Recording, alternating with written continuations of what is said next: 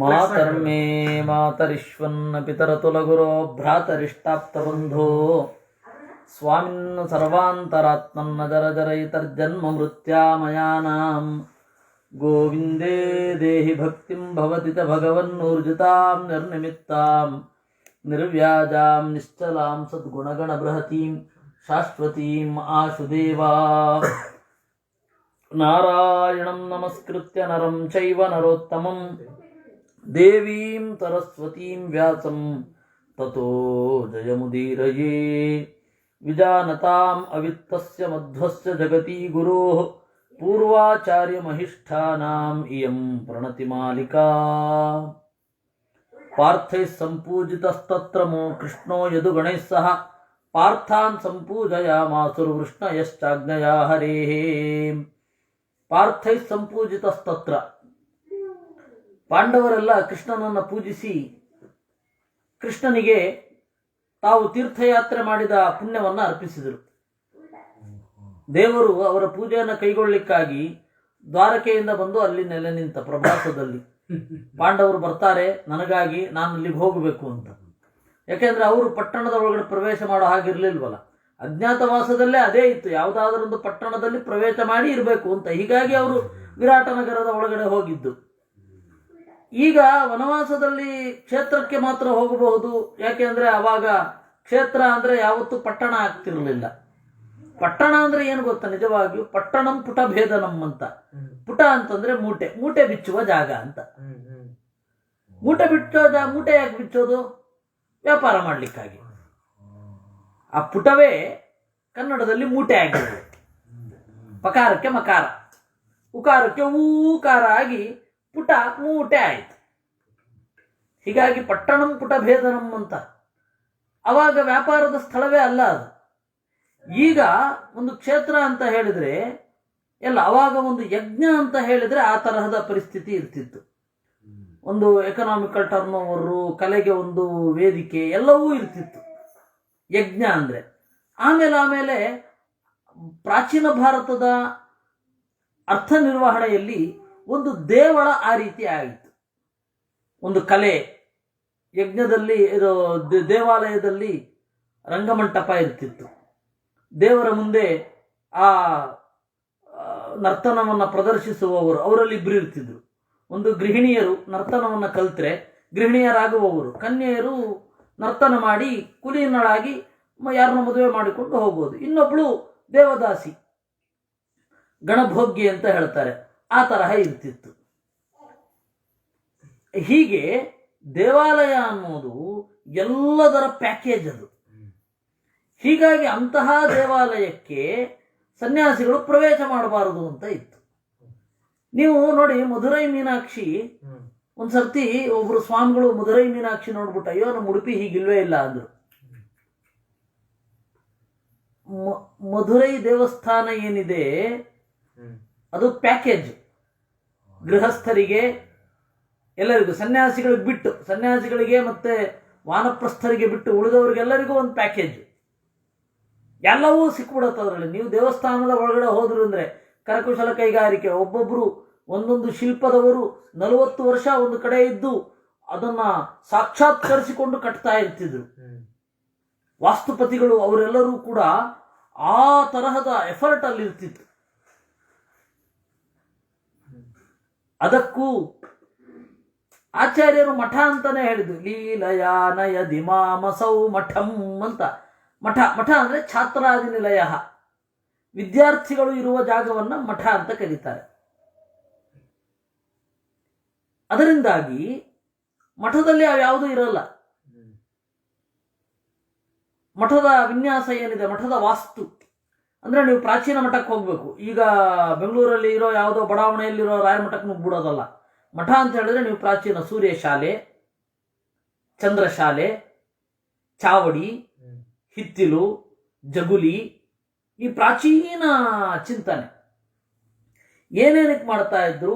ಹೊರಬಾವಿ, ಒಳಭಾವಿ, ಪ್ರಾಕಾರದ ಒಳಗಡೆಯ ಬಾವಿ ಎಲ್ಲ ಪರ್ಫೆಕ್ಟ್ ಇರುತ್ತೆ.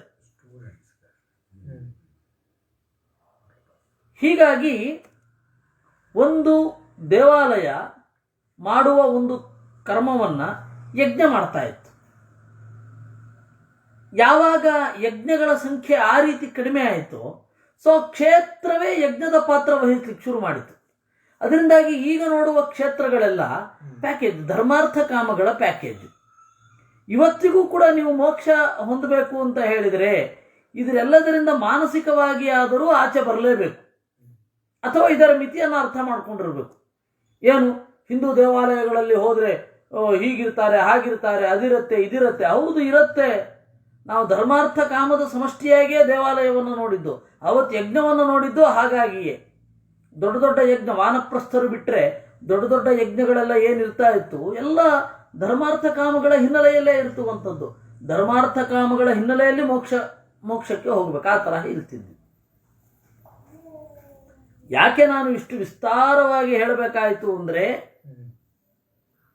ಅವತ್ತು ಪಾಂಡವರು ವನವಾಸದಲ್ಲಿ ಇದ್ದವರು ಕ್ಷೇತ್ರಗಳನ್ನು ತಿರುಗಬಹುದಿತ್ತು. ಯಾಕೆ ಅಂದರೆ ಕ್ಷೇತ್ರಗಳು ಯಾವತ್ತೂ ಪಟ್ಟಣಗಳಾಗಿರಲಿಲ್ಲ.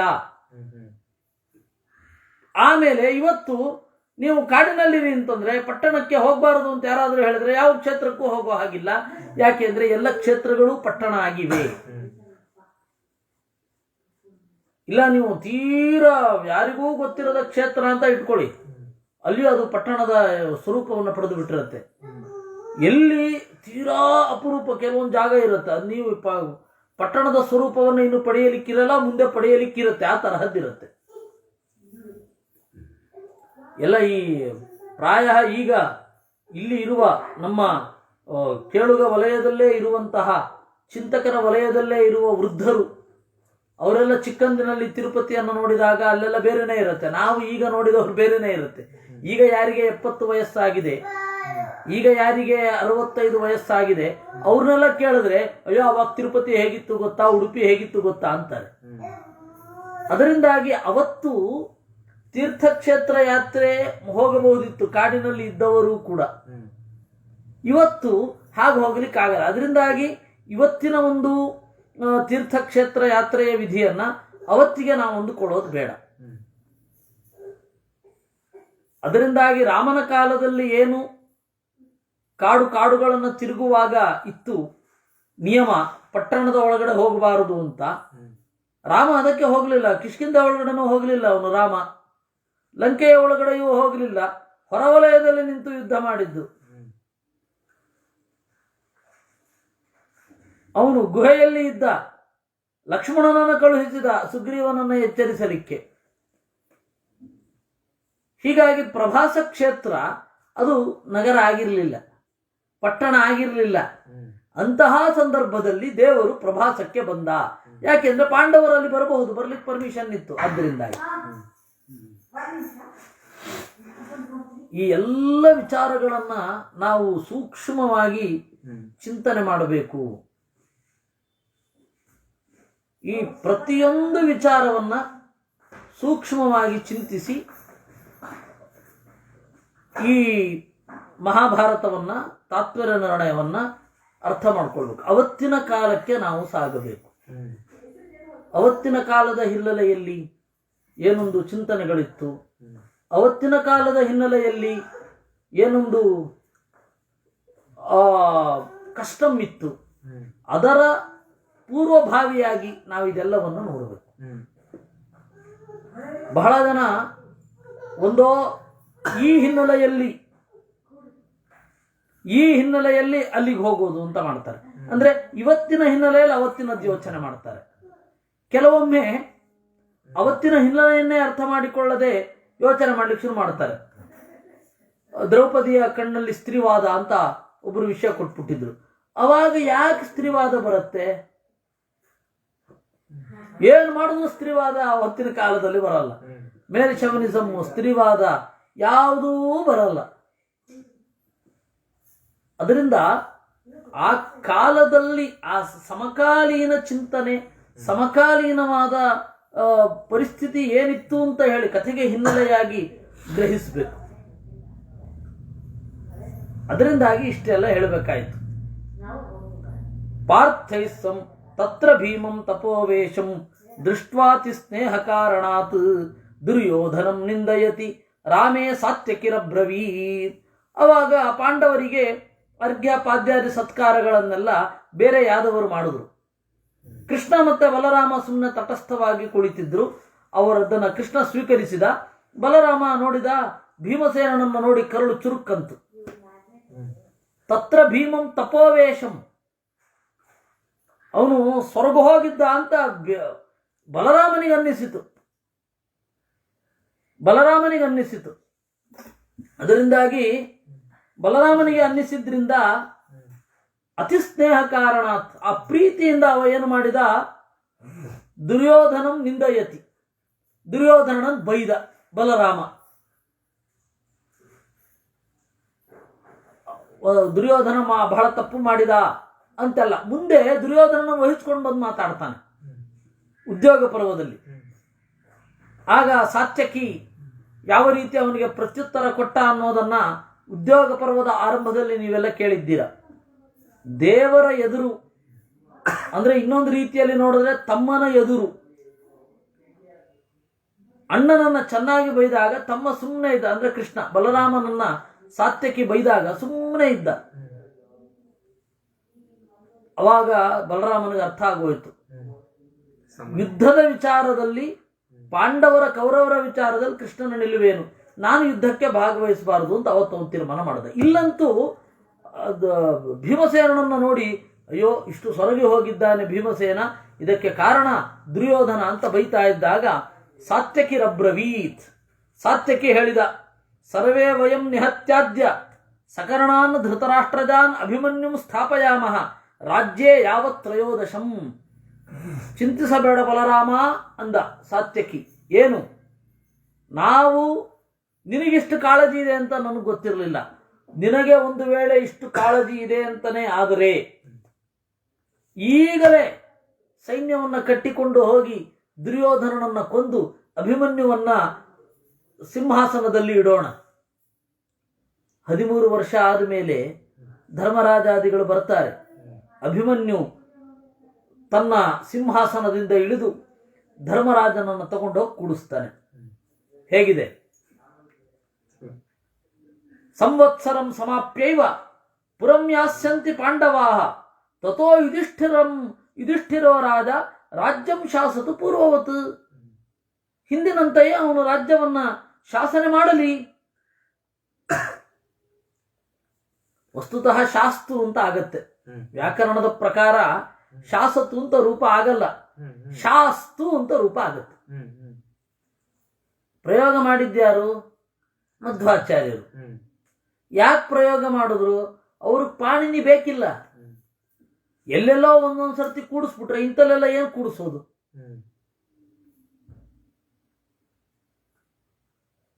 ಕೂಡಿಸ್ಲಿಕ್ಕಾಗುವಲ್ಲಿ ಕೂಡಿಸಿದ್ದಾರೆ, ಅದೇ ಅಂತಿಮ ಅಲ್ಲೂ ಅಲ್ಲ. ಮಧ್ವಾಚಾರ್ಯರು ಪಾಣಿನಿಯ ಪ್ರಕಾರ ಹೇಳಿದ್ದಾರೆ ಅಂತ ಯಾಕೆ ಕೂಡಿಸ್ಲಿಕ್ಕೆ ಹೋಗ್ಬೇಕು? ಹಿಂದಿನವ್ರ ತರ ನೋಡಿ. ಇನ್ನೊಂದು ಸಂಗತಿ ಹೇಳ್ತೇನೆ ನಿಮಗೆ. ಕೇರಳದಲ್ಲಿ ಭಟ್ಟತಿರಿ ಅಂತ ನೀವು ಕೇಳಿರಬಹುದು. ಅವರೊಂದು ಭಾಗವತ ಬರೆದಿದ್ದಾರೆ. ಭಾಗವತದ ಪದ್ಯಗಳನ್ನ ನಾರಾಯಣೀಯಂ ಅಂತ. ಅವರು ಪ್ರಕ್ರಿಯಾ ಸರ್ವಸ್ವ ಅಂತ ಒಂದು ಪುಸ್ತಕ ಬರೆದಿದ್ದಾರೆ. ಅಪಾಣಿನೀಯ ಪ್ರಯೋಗಗಳನ್ನ ಯಾವ ರೀತಿ ಕೂಡಿಸೋದು ಅಂತ.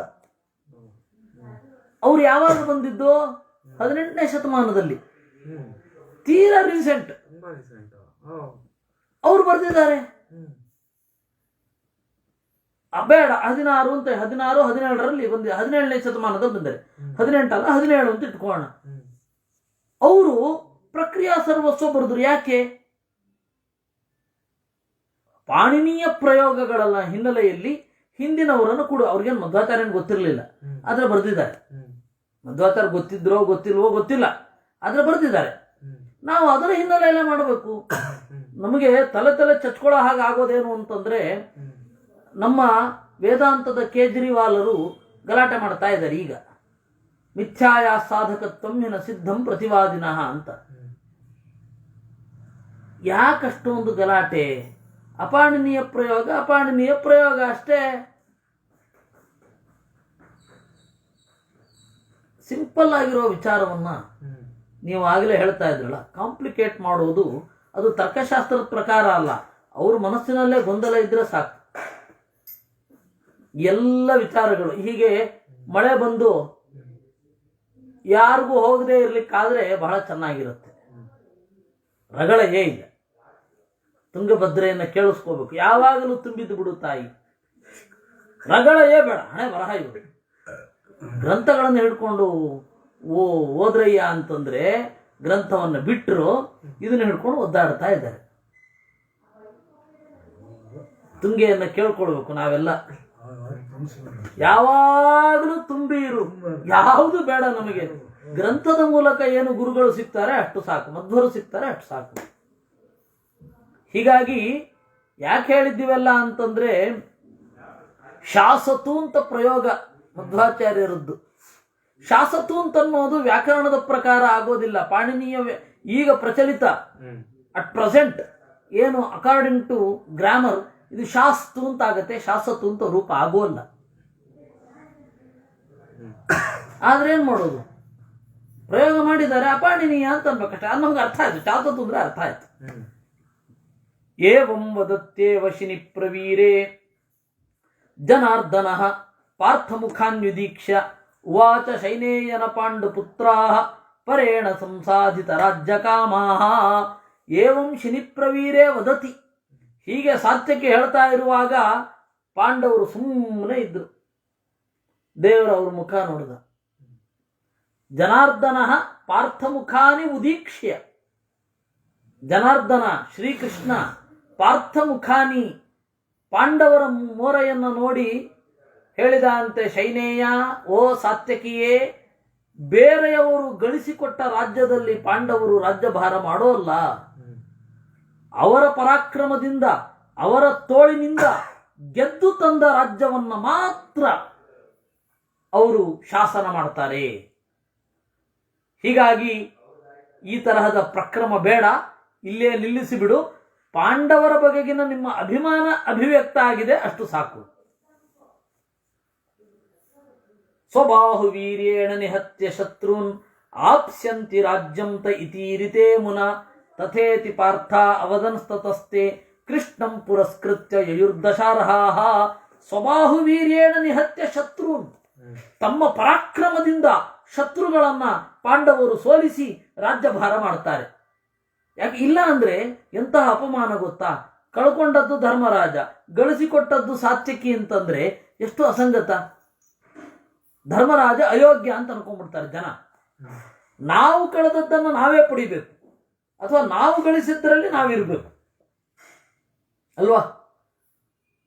ಅದು ಬೇರೆ ಯಾರೋ ಆದ್ರೆ ಸರಿ, ಕ್ಷತ್ರಿಯರೋ ಇದು ಬ್ರಾಹ್ಮಣರೋ ಯಾರೋ ಆದ್ರೆ ಪರವಾಗಿಲ್ಲ.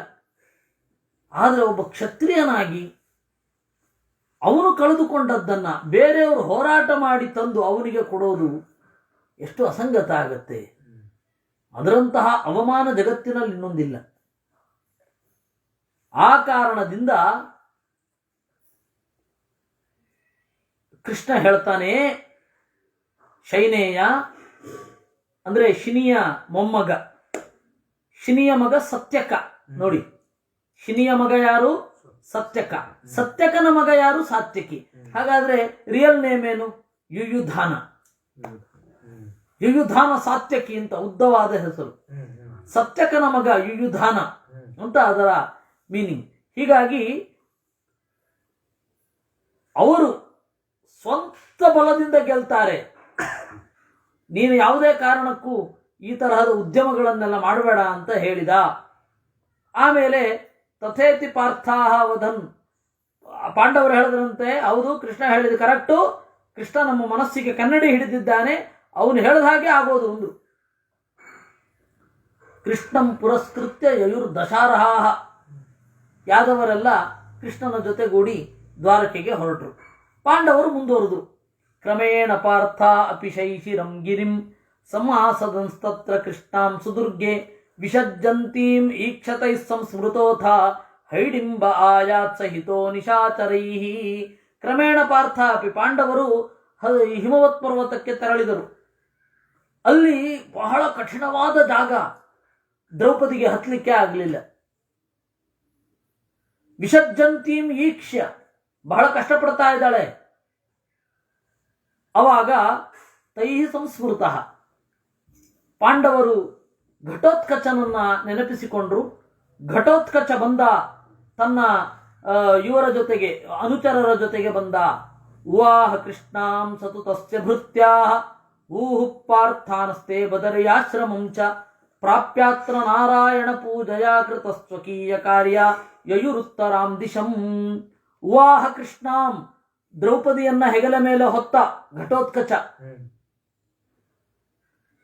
ಅವನ ಭೃತ್ಯಾ, ಅವನ ಸೇವಕರೆಲ್ಲ ಪಾರ್ಥಾನ್ ಊಹುಹು, ಉಳಿದ ಪಾಂಡವರನ್ನ ಹೊತ್ತರು. ಅರ್ಜುನ ಒಬ್ಬ ಇರಲಿಲ್ಲ. ಪಾಂಡವರು ಮತ್ತೆ ಉಳಿದ ಧೌಮ್ಯರೇ ಮೊದಲಾದವರನ್ನ ಹೊತ್ತರು. ತೇ ಬದರಿಯಾಶ್ರಮಂ ಪ್ರಾಪ್ಯ, ಬದರಿಕಾಶ್ರಮಕ್ಕೆ ಹೋಗಿ ನಾರಾಯಣ ಪೂಜೆಯ ಕೃತಸ್ವಕೀಯ ಕಾರ್ಯ, ನಾರಾಯಣ ಪೂಜೆಯನ್ನು ಮಾಡಿ ತಮ್ಮ ಕರ್ತವ್ಯವನ್ನು ಮಾಡಿಕೊಂಡು ಅಲ್ಲಿಂದ ಉತ್ತರಕ್ಕೆ ಹೋದ್ರಂತೆ. ಸೊ ಬದರಿಂದ ಉತ್ತರಕ್ಕೆ ಹೋಗಿದ್ದವರು. ಅತೀತ್ಯ ಸರ್ವಶ್ವಶುರಂ ಗಿರಿಂತೆ ಸುವರ್ಣಕೂಟಂ ನಿಷಧಂ ಗಿರಿಂಚ ಮೇರೋ ಪ್ರಾಚ್ಯಾಂ ಗಂಧಮಾದೇ ಗಿರೌಚ ಪ್ರಾಪುರ್ಬದರಿಯಾಶ್ರಮಮುತ್ತಮಂ ಭುವಿ. ಅತೀತ್ಯ ಸರ್ವಶ್ವಶುರಂ, ಶರ್ವ ಅಂದ್ರೆ ಸದಾಶಿವ, ಶ್ವಶುರ ಅಂದ್ರೆ ಮಾವ, ಯಾರು ಅಂದ್ರೆ ಹಿಮಾಲಯ ಅಂತ. ಅತೀತ್ಯ ಸರ್ವಶ್ವಶುರಂ ಗಿರಿಂ, ಹಿಮಾಲಯವನ್ನು ದಾಟಿ,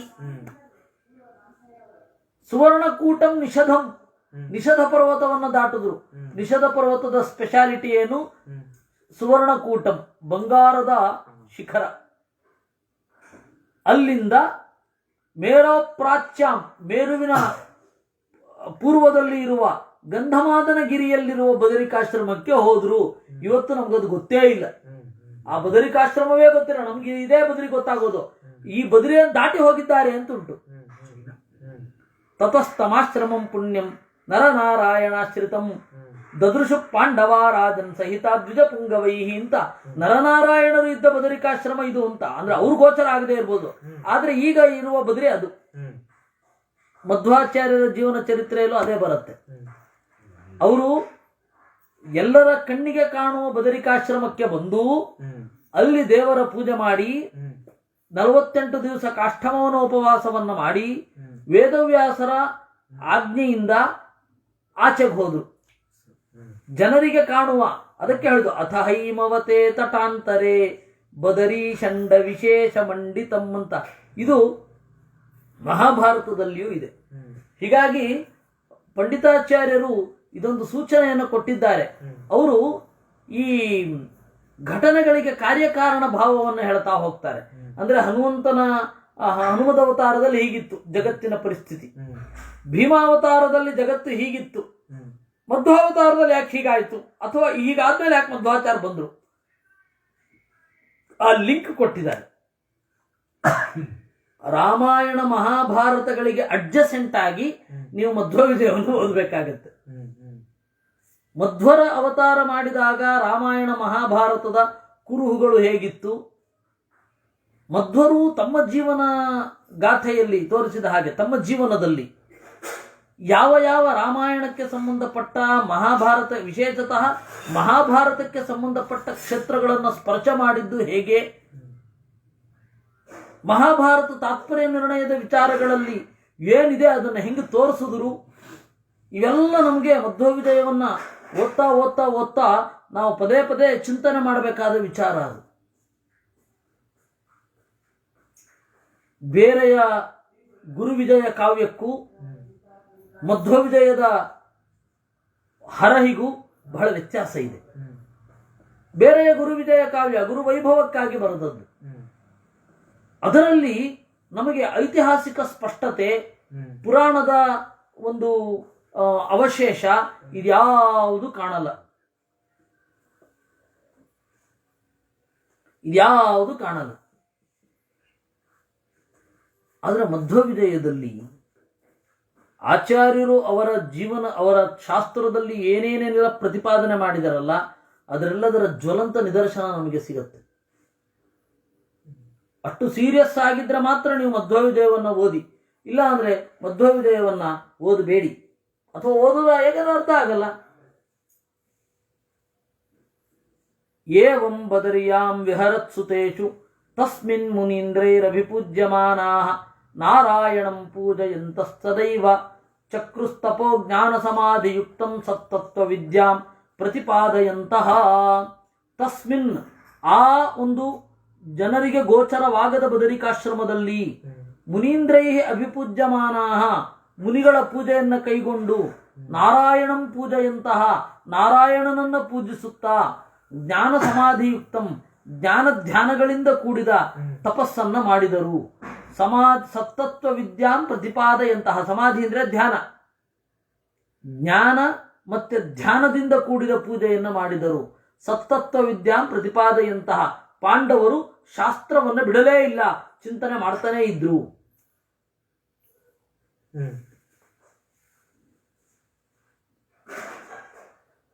ಇದನ್ನ ಮಹಾಭಾರತದಲ್ಲಿ ಹೇಗಿದೆ ಅಂತ ಹೇಳಿ ನಮ್ಮ ಗುರುಗಳು ನಿರೂಪಣೆ ಮಾಡಿದ್ದಾರೆ. ತತಸ್ಥಮಾಶ್ರಮಂ ಪುಣ್ಯಂ ನರನಾರಾಯಣಾಶ್ರಿತಂ ದದೃಶು ಪಾಂಡವಾರಾಜನ್ ಸಹಿತ ದ್ವಿಜಪುಂಗವೈಹಿ ಅಂತ. ನರನಾರಾಯಣರಿಂದ ಆಶ್ರಯಿಸಲ್ಪಟ್ಟ ಪುಣ್ಯವಾದ ಆಶ್ರಮವನ್ನು ಕಂಡ್ರು, ಅಂದ್ರೆ ನರನಾರಾಯಣರನ್ನು ಕಂಡ್ರು. ಕಾಣಬೇಕಾದ್ರೆ ಜ್ಞಾನ ಮತ್ತೆ ಧ್ಯಾನ ಪಕ್ವವಾಗಿರ್ಬೇಕು ತಾನೆ. ಸೊ ಅದನ್ನು ಯಾವ ರೀತಿ ಅರ್ಥೈಸಬೇಕು ಅಂತ ಹೇಳಿ ತಾತ್ಪರ್ಯ ನಿರ್ಣಯದಲ್ಲಿ ನಿರೂಪಣೆ ಮಾಡಿದ್ದು. ಪ್ರಾಪುರ್ ಬದರಿಯಾಶ್ರಮಂ ಉತ್ತಮಂ ಭುವಿ. ಬದರಿಯಾಶ್ರಮಂ, ಬದರಿ ಅಂತ ಯಾಕೆ ಕರೀತಾರೆ? ಬದರಿ ಅಂತಂದ್ರೆ 2-3 ಅರ್ಥವನ್ನ ನಮ್ಮ ಗುರುಗಳು ಮಾಡಿದ್ದಾರೆ. ಒಂದು ಬದಸ್ಥೈರ್ಯ ಅಂತ ಧಾತು. ಬದಸ್ಥೈರ್ಯ ಅಂತಂದ್ರೆ ಮನಸ್ಸು ಯಾವ ಜಾಗದಲ್ಲಿ ಇದ್ದಾಗ ಪರಮಾತ್ಮನಲ್ಲಿ ಗಟ್ಟಿಯಾಗಿ ನೆಲೆಗೊಳ್ಳುತ್ತದೋ ಅದು ಬದರಿ. ಬದತಿ ಮನಃ ಅತ್ರ, ಮನ ಯಾಕಂದ್ರೆ ಬದಸ್ಥೈರ್ಯ. ಆಮೇಲೆ ಬದರಿ ಅನ್ನೋದು ವೃಕ್ಷ ವಿಶೇಷ. ಈಗ ಕಣ್ಣಿಗೆ ಕಾಣುವ ಬದರಿಯಲ್ಲಿ ಬೋರೆ ಮರ ಇದೆಯೋ ಇಲ್ವೋ ಗೊತ್ತಿಲ್ಲ ನಮಗೆ, ಇದ್ರೂ ಇರಬಹುದೇನೋ. ಅದು ನಾವು ಎಲ್ಲಿ ನೋಡ್ತೀವಿ? ಸೀದಾ ಮಡಿಯೆಲ್ಲ ಹೋಗಿ ಮಡಿಯಲ್ಲಿ ಬಂದ್ಬಿಡ್ತೀವಿ. ಸೀದಾ ಹೋದೆವು ನಮ್ಮ ಕಾಟೇಜಿಗೆ, ಹೋಗಿ ಮಡಿಯಲ್ಲಿ ಕೃಷ್ಣನ ಇದು ನಾರಾಯಣನ ದರ್ಶನ ಮಾಡಿ ಸೀದಾ ವಾಪಸ್ ಬಂದು ಬಸ್ ಹತ್ತಿದ್ರೆ ಸೀದಾ ಕೆಳಗಡೆನೆ ಇಳಿಯೋದು. ಇದು ನಮ್ಮ ಪರಿಸ್ಥಿತಿ. ವಸ್ತುತಸ್ತು ಬದರಿಯಲ್ಲಿ ಗುಂಪು ಕಟ್ಟಿಕೊಂಡು ಹೋಗೋದಕ್ಕಿಂತ, ಅಥವಾ ಗುಂಪು ಕಟ್ಟಿಕೊಂಡು ಹೋದರೂ ಕೂಡ ಏಕಾಂತವನ್ನು ಅನುಭವಿಸಬೇಕು. ಗುಂಪು ಕಟ್ಕೊಂಡು ಹೋಗಿ ಸಜ್ಜನರ ಸಂಘ ಬೇಕು, ಸಜ್ಜನರ ಸಂಘ ಬೇಕೇ ಬೇಕು. ಅಲ್ಲಿಗೆ ಹೋದಾಗ ಬದರಿಯಲ್ಲಿ ಮಾತ್ರ ನಾವು ಯಾರು ಮಾತನಾಡೋಲ್ಲ ಅಂತ ಒಂದು ತೀರ್ಮಾನ ಮಾಡಬೇಕು. ಬದರಿ ದರ್ಶನ ಮಾಡಿ ಮತ್ತೆ ಸುಮ್ಮನೆ ಜಪ ಮಾಡಿ ಬರಬೇಕು. ಆಹಾರದ ಬಗ್ಗೆ ವಿಹಾರದ ಬಗ್ಗೆ ತಲೆಯೇ ಕೆಡಿಸ್ಕೊಳ್ಬಾರದು. ನಮಗೆ ಭೋಜನ ಕೇಂದ್ರಿತ ನಮ್ಮ ಇಡೀ ಇದು. ಅದರಿಂದಾಗಿ ಏನ್ ಮಾಡ್ಲಿಕ್ಕಾಗತ್ತೆ? ಅವರಲ್ಲಿ ಮಾಡಿದ್ರ ಇದೇ ನಾವು ನೋಡೋದು ಬೇಕಿಲ್ಲ ಅದು. ಅದರಿಂದಾಗಿ ಬದರಿ ಅಂತ ಹೇಳಿದರೆ ಮನಸ್ಸು ಇಲ್ಲಿ ಸ್ಥಿರವಾಗಿ ಇರೋದು. ಗಟ್ಟಿಯಾಗಿ ಯಾವುದು ಮನಸ್ಸು ನಿಲ್ಲತ್ತೋ ಅದು ಬದರಿ. ಅಂತಹ ಬದರಿ ಹೀಗೆ. ಇನ್ನೊಂದು ಬದರಿ ಅನ್ನೋದು ವೃಕ್ಷ ವಿಶೇಷ. ಆ ವೃಕ್ಷ ವಿಶೇಷ ಬೋರೆ. ಆ ಬೋರೆ ಹಣ್ಣನ್ನು ಮಾತ್ರ ತಿಂದು ತಪಸ್ಸು ಮಾಡುವಂತಹ ಜಾಗ. ಆ ಬದರಿ ಮರಗಳು ಜಾಸ್ತಿ ಇವೆ, ಆದ್ದರಿಂದ ಅದಕ್ಕೆ ಬದರಿ ಅಂತ. ಇವಾಗ ಹೇಗೆ ಬೆಂಗಳೂರಿಗೆ ಬೆಂಗಳೂರು ಅಂತನೋ ಹಾಗೆ ಬೆಂಗಾಳೆ ಮರಗಳ ಊರು ಬೆಂಗಳೂರು. ಹೊಂಗನೂರು ಅಂದ್ರೆ ಏನು? ಹೊಂಗೆ ಮರ ಇರುವಂತಹ ಊರು ಹೊಂಗನೂರು. ಹೀಗೆ ಪ್ರತಿಯೊಂದು ಊರು ಕೂಡ ಒಂದೋ ಮರ. ಆಲದಹಳ್ಳಿ, ಆಲೂರು, ಊರನ್ನು ಇಟ್ಟುಕೊಂಡೆ, ಮರವನ್ನು ಇಟ್ಟುಕೊಂಡು ಎಷ್ಟು ಊರುಗಳಿದೆ, ಬೇಕಾಷ್ಟು ಊರುಗಳಿದೆ. ಅದರಿಂದಾಗಿ ಈ ತರಹದ ಎಲ್ಲ ಚಿಂತನೆಯಲ್ಲಿ ನಾವು ಒಂದು ಊರನ್ನ, ನಾವು ಆ ಭಾಷೆಯನ್ನು ಕಳ್ಕೊಂಡು ಬಿಟ್ರೆ ಇದೆಲ್ಲ ಕಳ್ಕೊಂಡು ಬಿಡ್ತೇವೆ, ಇತಿಹಾಸವನ್ನೇ ಕಳ್ಕೊಂಡು ಬಿಡ್ತೇವೆ. ಬದರಿ ಅಂತ ಹೇಳಿದ್ರೆ ಹಾಗೆ ಬದರಿ ಮರಗಳು ಇರುವ ಜಾಗ. ಬೋರೆ ಮರಗಳು ಇರುವ ಜಾಗ ಬದರಿ. ಈ ತರಹದ ಆಶ್ರಮಕ್ಕೆ 2 ತರಹದ ನಿರ್ವಚನವನ್ನು ಮಾಡಿದ್ದಾರೆ. ಒಂದು ಬದಸ್ಥೈರ್ಯ ಎನ್ನುವ ಧಾತುವನ್ನು ಇಟ್ಟುಕೊಂಡು, ಇನ್ನೊಂದು ಅಲ್ಲಿರುವ ಮರಗಳನ್ನು ನೋಡಿಕೊಂಡು ಬದರಿ ಅಂತ ಚಿಂತನೆ ಮಾಡಿದ್ದು. ಏವಂ ಬದರಿಯಾಂ ವಿಹರತ್ಸುತೇಷು ಕ್ವಚಿದ್ರ ಕೃಷ್ಣ ಯಾವಾಯುಸೂನೋ ಸ್ಥಿತೇ ಗರುತ್ಮಾನುರಗಂ ಜಹಾರ ಮಹಾಹೃದಾದ್ವಾಸುದೇವಾತನಗ್ರ್ಯ. ಏವಂ ಬದರಿಯಾಂ, ಹೀಗೆ ಬದರಿಯಲ್ಲಿ ವಿಹಾರ ಮಾಡ್ತಾ ಇರಲು ಒಮ್ಮೆ ರಹಸ್ಯದಲ್ಲಿ ಕೃಷ್ಣ ಮತ್ತೆ ಭೀಮಸೇನ ಇರುವಾಗ, ಅಂದರೆ ಒಟ್ಟಿಗೆ ಅವರಿಬ್ಬರೇ ಇದ್ರು. ಗರುತ್ಮಾನ್ ಉರಗಂ ಜಹಾರ, ಗರುತ್ಮಾನ್ ಗರುಡ ಉರಗಂ ಜಹಾರ, ದೊಡ್ಡ ಹಾವೊಂದನ್ನ ಕಿತ್ಕೊಂಡು ಹೋದ. ಎಲ್ಲಿಂದ? ಮಹಾಹೃದಾತ್, ದೊಡ್ಡ ಕೊಳದಲ್ಲಿ ಇರುವ ಹಾವನ್ನು ಎತ್ಕೊಂಡು ಹೋದ. ಆ ಗರುಡನಿಗೆ ಒಂದು ವಿಶೇಷಣ, ವಾಸುದೇವಾಸನಾಗ್ರ್ಯ. ವಾಸುದೇವ ಕೃಷ್ಣ, ಅವನ ಆಸನ. ವಾಸುದೇವನ ಆಸನ. ವಾಸುದೇವನ ಆಸನಗಳು ಹಲವಾರು ಉಂಟು. ಅದರಲ್ಲಿ ಅಗ್ರ್ಯ, ಶ್ರೇಷ್ಠನಾದವ ಗರುಡ. ವಾಸುದೇವನ ಆಸನಗಳಲ್ಲಿ ಮಿಗಿಲಾದವ.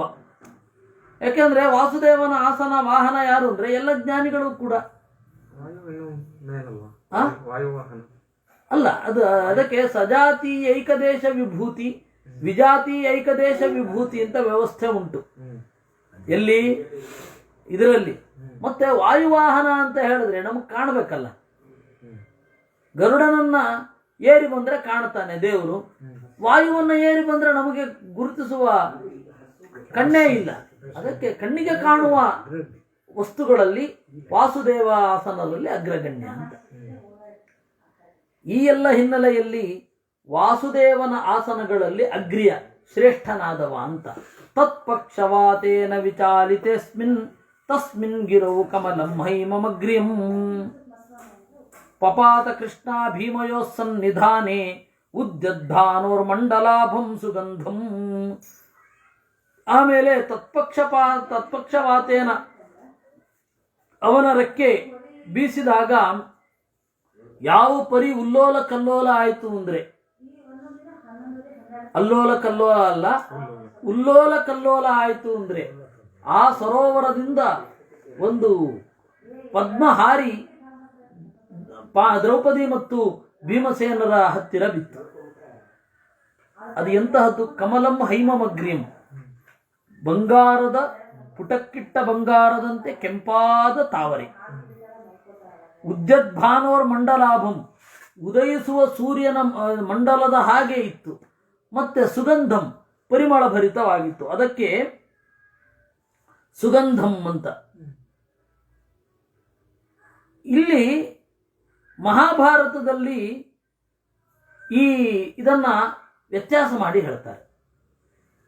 ಮಹಾಭಾರತದಲ್ಲಿ 2 ಪ್ರಸಂಗ ಬರುತ್ತೆ.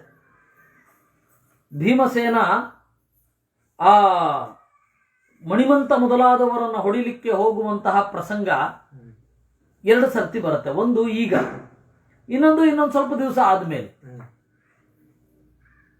2 ಪ್ರಸಂಗಗಳಲ್ಲಿ ಏನಾಗತ್ತೆ? ಒಂದು ಕಡೆ ಕಮಲ ಬಿತ್ತು ಅಂತ ಅಷ್ಟೇ ಹೇಳ್ತಾರೆ. ಮೊದಲನೆಯ ಬಾರಿ ಕಥೆಯನ್ನ ಹೇಳುವಾಗ ಪಂಚವರ್ಣದ ಕಮಲ ಬಿತ್ತು, ಪಂಚವರ್ಣದ ಹೂ ಬಿತ್ತು ಅಂತಾರೆ. 2ನೇ ಬಾರಿ ಹೇಳುವಾಗ ತಾವರೆ ಬಿತ್ತು ಅಂತಾರೆ. ಮಧ್ವಾಚಾರ್ಯರು ಹೇಳಿದ್ರು ಅದು ಕಥಾ ವ್ಯತ್ಯಾಸ ಮಾಡಿ ಹೇಳಿದ್ದು. ಮೊದಲನೇ ಬಾರಿ ತಾವರೆ ಬಿದ್ದಿದ್ದು, 2ನೇ ಬಾರಿ ಪಂಚವರ್ಣದ ಹೂ ಬಿದ್ದದ್ದು ಅಂತ. ಆ ಕಥಾ ವ್ಯತ್ಯಾಸ ಪ್ರಾಯ ಕಥಾ ವ್ಯತ್ಯಾಸ ಹಾಗ್ಯಾಕೆ ಮಾಡಿದ್ರು ಅಂದ್ರೆ, ವೇದವ್ಯಾಸರಿಗೆ ಈ ಪ್ರಸಂಗವನ್ನ ಜನರು ಆಳವಾಗಿ ಯೋಚನೆ ಮಾಡಲು ಸಾಧ್ಯ ಆಗದೇ ಇರಲಿ ಎನ್ನುವ ಕಾರಣಕ್ಕೆ. ಯಾಕೆಂದ್ರೆ ಇಮಿಡಿಯೇಟ್ ಆಗಿ 2 ಕಥೆ ಬಂದಿದೆ ಅಂದ್ರೆ, 2 ಸರ್ತಿ ಭೀಮಸೇನ ಹುಡುಕೊಂಡು ಹೋಗಿ ಅವರನ್ನು ಹೊಡೆದಿದ್ದಾನೆ ಅಂದ್ರೆ ಭೀಮಸೇನನ ಉದ್ದೇಶ, ಭೀಮಸೇನನ ಪರಾಕ್ರಮ ಇದು ಮಹಾಭಾರತದಲ್ಲಿ ಯಾರೋ ಸೇರಿಸಿದಂತೆ ಇರಲಿ ಅನ್ನುವ ಕಾರಣದಿಂದ, ಜನರ ಫೋಕಸ್ ಇದ್ರ ಮೇಲೆ ಬೀಳದೇ ಇರಲಿ ಅನ್ನುವ ಕಾರಣದಿಂದ ಅವರು ಆ ರೀತಿ ಕಥಾ ವ್ಯತ್ಯಾಸ ಮಾಡಿ ಹೇಳಿದ್ರೋ ಏನೋ. ಇಲ್ಲ ಅಂದ್ರೆ ಅದು ಉತ್ಕಟವಾದ ಹೈಲೈಟ್ ಆಗಿಲ್ಲ, ಉತ್ಕಟವಾಗಿ ಹೈಲೈಟ್ ಆಗಿಲ್ಲ. ಎಷ್ಟು ಉತ್ಕಟವಾಗಿ ಘಟನೆ ನಡೀತೋ ಅಷ್ಟು ಉತ್ಕಟವಾಗಿ ಮಹಾಭಾರತದಲ್ಲಿ ಇದೆ. ಆದರೆ ಅದನ್ನ ಕೇಂದ್ರೀಕರಿಸಿ ತಗೊಳ್ಳೋ ಬುದ್ಧಿ ಇಲ್ಲ, ಆ ತರಹ ಆಗಿದೆ. ಈ ಎಲ್ಲ ಕಾರಣಗಳಿಂದ ಕಥಾ ವ್ಯತ್ಯಾಸವನ್ನ ಮಾಡಿದ್ದು. ಇನ್ನೂ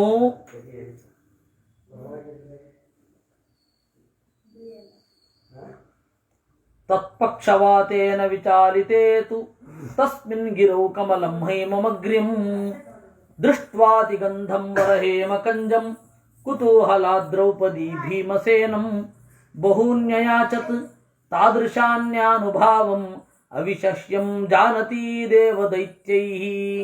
ದೃಷ್ಟ್ವಾತಿ ಗಂಧಂ, ಅತ್ಯಂತ ಪರಿಮಳಭರಿತವಾದ ವರಹೇಮ ಕಂಜಂ, ಪುಟಕ್ಕಿಟ್ಟ ಬಂಗಾರದಂತೆ ಕೆಂಪಾದ ಆ ಹೂವನ್ನು ನೋಡಿ ಕುತೂಹಲದಿಂದ ದ್ರೌಪದಿ ಬಹೂನಿ ಅಯಾಚತ್, ಆ ರೀತಿ ತಾವರೆಗಳು ಬಹಳ ಬೇಕು ಅಂತ ಗಂಡನನ್ನ ಕೇಳಿದಳಂತೆ.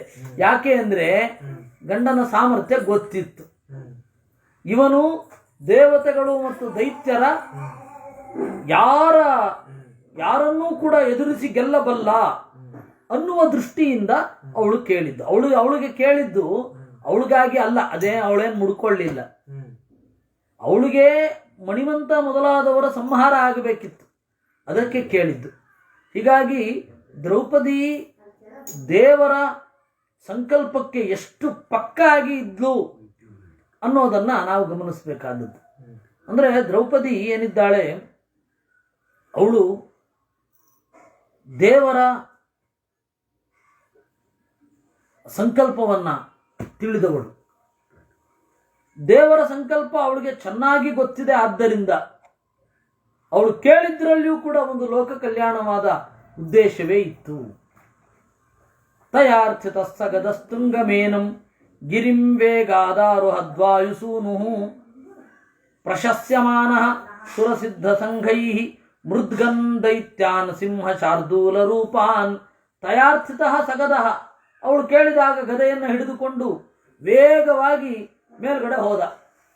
ದೇವತೆಗಳು ಇವರು ಮುನಿಗಳೆಲ್ಲ ಹೊಗಳುತ್ತಾ ಇದ್ದಾರೆ. ಅಲ್ಲಿ ದೈತ್ಯರನ್ನ ಹೊಡಿತಾ ಹೋದ. ದೈತ್ಯರು ಯಾವ ರೂಪದಲ್ಲಿ ಇದ್ರು? ಸಿಂಹ ಶಾರ್ದೂಲ ರೂಪಾನ್, ಸಿಂಹ ಹುಲಿಗಳ ವೇಷದಲ್ಲಿ ಇದ್ರು. ಅದನ್ನ ಮಹಾಭಾರತ ನೋಡಿ ಇಷ್ಟೇ ಹೇಳಿದೆ, ಸಿಂಹ ವ್ಯಾಘ್ರ ಮೃಗಾಂಶ್ಚೈವ ಮರ್ದಯಾನೋ ಮಹಾಬಲಃ ಅಂತ. ಸಿಂಹ ವ್ಯಾಘ್ರ ಮೊದಲಾದವುಗಳನ್ನು ತುಳಿತಾ ಹೋದ. ಅಲ್ಲ, ಇದನ್ನ ಕಾಮ್ಯಕವನದಲ್ಲಿ ಹೇಳಲಿಲ್ಲ, ದ್ವೈತವನದಲ್ಲಿ ಹೇಳಲಿಲ್ಲ. ಪಾಂಡವರು ಇಲ್ಲಿಗೆ ಬರುವ ಮೊದಲು ಎಷ್ಟು ಕಾಡುಗಳನ್ನು ದಾಟಿ ಬಂದಿದ್ದಾರೆ, ಆ ಯಾವ ಕಾಡುಗಳ ವರ್ಣನೆಯಲ್ಲಿಯೂ ಕೂಡ ಇದನ್ನು ಹೇಳಲಿಲ್ಲ. ಇಲ್ಲಿ ಮಾತ್ರ ಹೇಳಿದ್ದಕ್ಕೇನು ಕಾರಣ? ಅದು ನಮಗೆ ಗೋಚರವಾಗದ ಒಂದು ಜಾಗ. ನಮಗೆ ಗೋಚರವಾಗದ ಒಂದು ಜಾಗದಲ್ಲಿ ಸಿಂಹ ಮತ್ತೆ ಹುಲಿ ಮೊದಲಾದವುಗಳನ್ನ ನೋಡಿಕೊಂಡು ಹೋದ ಅಂತ ಹೇಳೋದರ ಔಚಿತ್ಯ ಏನು? ಅದಕ್ಕೆ ಮಧ್ವಾಚಾರ್ಯರು ಹೇಳಿದ್ರು, ಇಲ್ಲಪ್ಪ, ಅವರೆಲ್ಲರೂ ಕೂಡ ದೈತ್ಯರು. ದೈತ್ಯಾನ್ ಸಿಂಹ ಶಾರ್ದೂಲ ರೂಪಾನ್ ಅಂತ. ಆಸೇದಿವಾನ್ ತತ್ರ ಹನುಮದಾಕ್ಷಂ ನಿಜಂ ರೂಪಂ ಪ್ರೋದ್ಯದಾದಿತ್ಯ ಭಾಸಂ ಜಾನನ್ನಪ್ಯೇನಂ ಸ್ವೀಯ ರೂಪಂ ತ ಭೀಮಃ ಚಿಕ್ರೀಡಯೇತೇನ ನರಾಂತ ಯಥಾಪರೇಣ. ಆಸೇದಿವಾನ್ ತತ್ರ ಹನುಮದಾಕ್ಷಂ, ಅಲ್ಲಿ ಹನುಮಂತನನ್ನ ನೋಡಿದ. ತನ್ನದೇ ರೂಪ ಗೊತ್ತಿದೆ, ಆದರೂ ಕೂಡ ಯಥಾಪರೇಣ ಇನ್ನೊಬ್ಬನ ಜೊತೆಗೆ ಯಾವ ರೀತಿ ವ್ಯವಹಾರ ಮಾಡಬೇಕೋ ಆ ರೀತಿ ವ್ಯವಹಾರ ಮಾಡಿದ.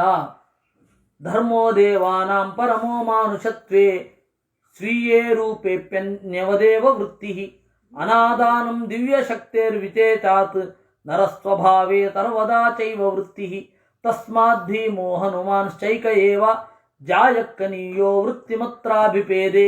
ದೇವತೆಗಳ ಧರ್ಮ ಏನು ಅಂತಂದ್ರೆ, ಮನುಷ್ಯ ಆಗಿದ್ದಾಗ ಅನ್ಯವದೇವ ವೃತ್ತಿ, ಬೇರೆಯವ ಥರನೇ ಇರಬೇಕು.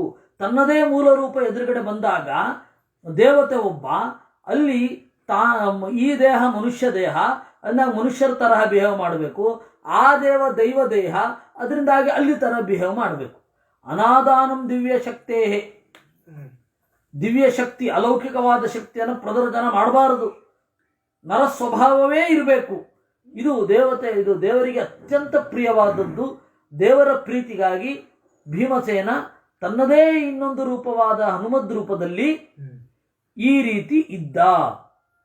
ಸರ್ವೇ ಗುಣ ಆವೃತ ಮಾನುಸತ್ವೇ ಯುಗಾನುತಾರಾನ್ ಮೂಲ ರೂಪಾನುತಾರಾತ್ ಕ್ರಮಾತುರಾಣಾಂ ಭಾಗತೋ ವ್ಯಕ್ತ ರೂಪ ಆಧಾರತೋ ದಿವ್ಯಕ್ತಿ ಮಾಯಾಂತಿರೂಣಾಂ.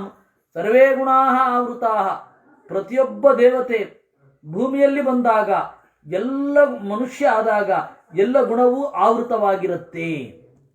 ಯುಗಾನುತಾರಾನ್ ಮೂಲ ರೂಪಾನುತಾರಾತ್, ಯುಗಕ್ಕೆ ಅನುಗುಣವಾಗಿ ಮೂಲ ರೂಪಕ್ಕೆ ಅನುಗುಣವಾಗಿ ಅವತಾರ ರೂಪದಲ್ಲಿ ಶಕ್ತಿಗಳು ಒಳಗಡೆ ಹುದುಗಿರುತ್ತವೆ. ಕ್ರಮಾತ್ ಸುರಾಣಾಂ ಭಾಗತೋ ವ್ಯಕ್ತ ರೂಪ,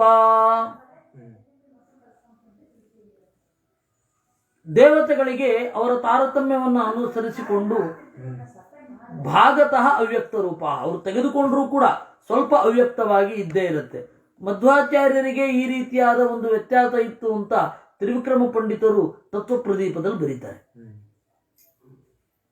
ಹೀಗಾಗಿ ಆದಾನತೋ ವ್ಯಕ್ತಿ ಮಾಯಾಂತಿರೂಣಾಂ, ತೀರಬೇಕಾದ್ರೆ ಅತ್ಯಂತ ಉತ್ಕೃಷ್ಟರಾದ ದೇವತೆಗಳಿಗೆ ಈ ಗುಣ ಅನ್ನೋದು ಅಭಿವ್ಯಕ್ತಿ ಆಗತ್ತೆ. ಹಾಗಾದ್ರೆ ಇದು ದೇವರಿಗೂ ಅನ್ವಯನಾ? ನೈವಾವ್ಯಕ್ತಿ ಕಾಚಿದಸ್ತೀಹ ವಿಷ್ಣೋ ಪ್ರಾದುರ್ಭಾವೇಪ್ಯತಿ ಸುವ್ಯಕ್ತ ಶಕ್ತೇ ಇಚ್ಛಾವ್ಯಕ್ತಿ ಪ್ರಾಯಚೋ ಮಾರುತಸ್ಯ ತದನ್ಯೇಷಾಂ ವ್ಯಕ್ತತಾ ಕಾರಣೇನ ನೈವ ಅವ್ಯಕ್ತಿ ಕಾಚಿದಸ್ತಿ. ನಾರಾಯಣನಿಗೆ ಅವ್ಯಕ್ತಿ ಯಾವುದು ಇಲ್ವೇ ಇಲ್ಲ. ಪ್ರಾದುರ್ಭಾವದಲ್ಲೇ ಆಗಲಿ ಮೂಲ ರೂಪದಲ್ಲೇ ಆಗಲಿ ಅಭಿವ್ಯಕ್ತಿ ಆಗೋಲ್ಲ ಅಂತ ಇಲ್ವೇ ಇಲ್ಲ. ಇನ್ನು ಮಾರುತಸ್ಯ ಮುಖ್ಯ ಪ್ರಾಣನಿಗೆ ಇಚ್ಛಾವ್ಯಕ್ತಿ, ಬಯಸಿದರೆ ಅಭಿವ್ಯಕ್ತಿ ಆಗತ್ತೆ. ತದನ್ಯೇಷಾಂ, ಮುಖ್ಯ ಪ್ರಾಣನನ್ನು ಬಿಟ್ಟು ಉಳಿದವರಿಗೆ ಕಾರಣೇನ ವ್ಯಕ್ತತಾ ಭವತಿ, ಆ ಕಾರಣವನ್ನು ಅನುಸರಿಸಿಕೊಂಡು ಅಭಿವ್ಯಕ್ತ ಆಗುತ್ತೆ. ಅದರಿಂದಾಗಿ ಭೀಮಸೇನಲ್ಲಿ ಇದು ನಾನು ಯಾರು, ನಾನೇ ಈ ಹನುಮಂತ ಅನ್ನೋದು ಗೊತ್ತಿರಲಿಲ್ಲ ಅಂತೇನು ಇಟ್ಕೊಳ್ಬೇಡಿ. ಅದು ಒಂದು ದೊಡ್ಡ ವಿಡಂಬನೆ. ಆ ವಿಡಂಬನೆ ಏನು ಅನ್ನೋದನ್ನು ನಾವು ನಾಳೆ ನೋಡೋಣ ಅಂತ ಹೇಳ್ತಾ ಇವತ್ತಿನ ಚಿಂತನೆಯನ್ನ ಮುಗಿಸೋಣ. ಕೃಷ್ಣಾರ್ಪಣಮಸ್ತು. ನಾಳೆ ಅರ್ಧ ಗಂಟೆ ಮಾತ್ರ ಮಾಡ್ತಾನೆ, ಯಾಕೆಂದರೆ ಬೆಳಗ್ಗೆ ಮಾಡಿರ್ತಾನೆ, ಇಂಟರ್ನೆಟ್ದೇನೋ ಒಂದು ಸ್ವಲ್ಪ ತೊಂದರೆ, ಅದರಿಂದಾಗಿ ನಾಳೆ 7 ರಿಂದ 7:15 ಮಾತ್ರ. ಕೃಷ್ಣಾರ್ಪಣಮಸ್ತು.